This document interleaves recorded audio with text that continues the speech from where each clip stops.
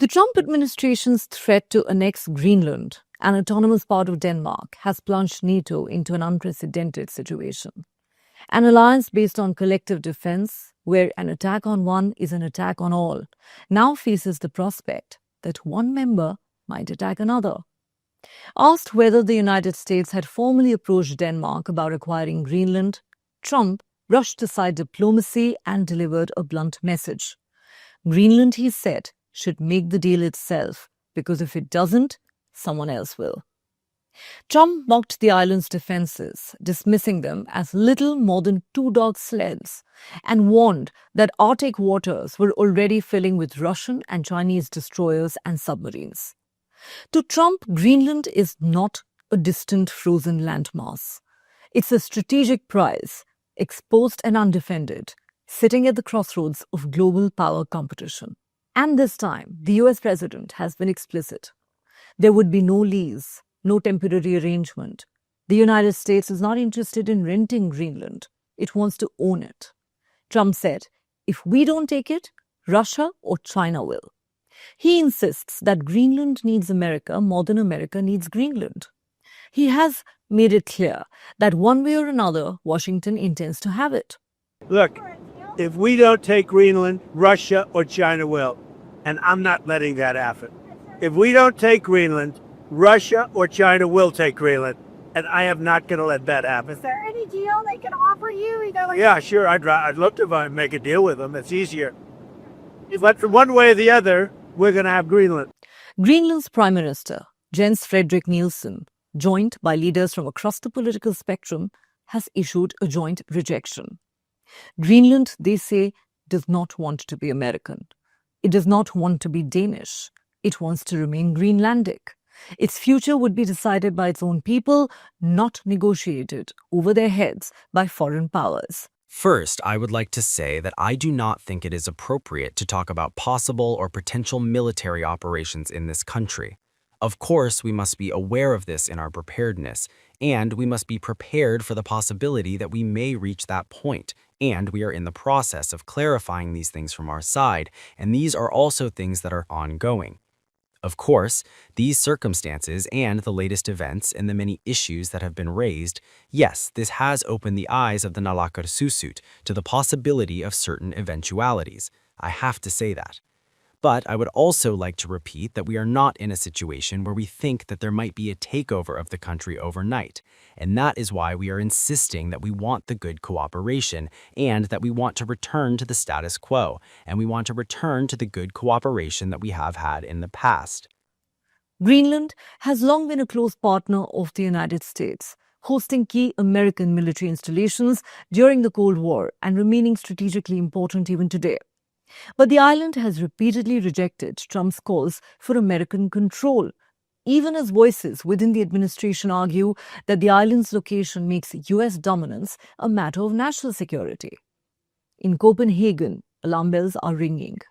Danish Prime Minister Mette Frederiksen has warned that Trump's rhetoric is not mere provocation. She says if the US were to use military force against another NATO country, the alliance itself would cease to function. The entire collective security system, built since World War II, would collapse. I agree that it is important that there is security, peace and safety in the Arctic region. That is one of the reasons why we are part of NATO. Greenland is also part of NATO. It is a shared responsibility for the Arctic states, including the Kingdom of Denmark, to ensure that there is security, peace and freedom in the Arctic region. But Denmark has always been a good ally to the USA. That is precisely what we intend to remain. However, I also find it necessary to strongly object to some of the remarks coming from the American side. And naturally, we will not tolerate a situation where both we and Greenland are threatened in this particular way. Denmark's defense ministry has gone further, quietly reminding the public of a Cold War-era directive that remains in force. If any foreign power attempts to invade Danish territory, including Greenland, Danish forces are authorized to open fire immediately without waiting for orders. The reminder came amid growing speculation that US military action is no longer unthinkable. For Europe, Trump's return to the White House has shattered long-held assumptions. NATO, an alliance built on the promise that an attack on one is an attack on all, now faces an unprecedented scenario, the possibility that one member might attack another. The White House has confirmed that the president is actively discussing a range of options for acquiring Greenland, and officials made it clear that military force has not been ruled out. Trump's Deputy Chief of Staff, Stephen Miller, didn't even bother with diplomatic euphemisms. He declared recently, "We are a superpower, and we're going to act like one." Secretary of State Marco Rubio, though, attempted to soften the message somewhat, emphasizing that buying Greenland remains the preferred option. But in Europe, few have been reassured by this. Frederiksen reiterated her stark warning. A US attack on a NATO ally would mean the end of NATO itself and the security architecture that has defined the West since 1945.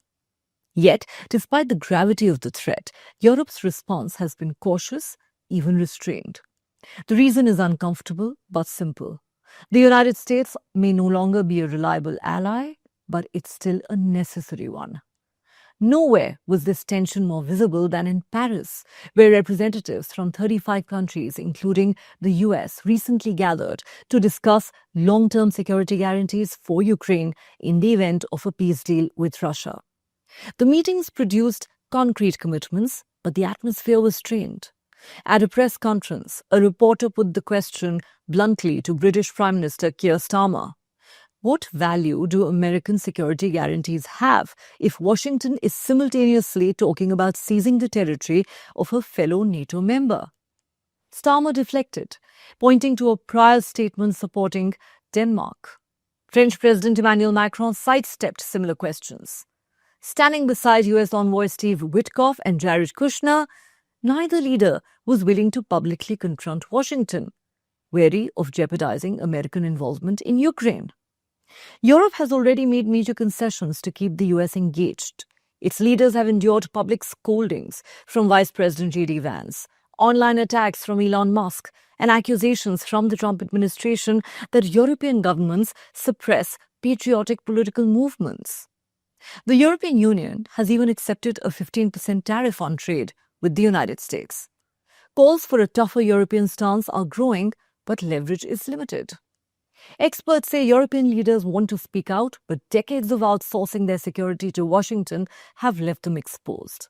Their immediate priority remains keeping the US committed to Ukraine through 2026, even if that means quietly pressuring Denmark to find some form of accommodation over Greenland. Experts add, rearming Europe will take at least 3 to 5 years. Until then, Europe needs to buy time. Although Europe has funded much of Ukraine's defense for over a year, as the Trump administration has avoided seeking congressional approval for new US aid, it still relies heavily on American weapon systems. For now, independence remains a future ambition, not a present reality. Still, some argue Europe is not as powerless as it appears. They say European defense industries are competitive in key areas, including fighter aircraft and drone technology. Europe could withhold advanced technologies if Washington continues down this path. Others favor bolder moves. They are calling for the European Union to establish a permanent military base in Greenland, directly challenging the notion that only the US can guarantee the island's security. But many experts caution against turning the dispute into a military standoff. They argue the smarter strategy is to raise the political, economic, and alliance costs of unilateral American action, so that escalation becomes politically painful for Trump. The goal is to ensure that any move against Greenland would require openly pushing European allies aside rather than happening in a vacuum. At home, Trump's position is not universally supported. A YouGov poll conducted last August found overwhelming opposition among US citizens to using military force to annex Greenland. Just 7% supported such action, while nearly 3/4 were against it. Trump's current stance, which is being seen by many as America's neo-imperialism and interventionism, contrasts sharply with his own political position that led to his first election to the White House. His rise in 2016 was fueled in part by opposition to the Iraq War and other costly foreign entanglements. Yet, last week, he told the New York Times that US oversight of Venezuela could last years, following the removal of President Nicolas Maduro, signaling a renewed comfort with long-term intervention. Whether domestic or international criticism will slow Trump's ambitions remains unclear. His close aide, Stephen Miller, has openly dismissed what he calls international niceties, insisting that the world is governed not by rules but by power. European officials hope the Greenland fixation will fade, as it did once before, but many now fear this time is different. Across Berlin, Paris, and London, there is no illusion left about the nature of the Trump administration. Predators prey on weakness, and Europe, for now, is weak.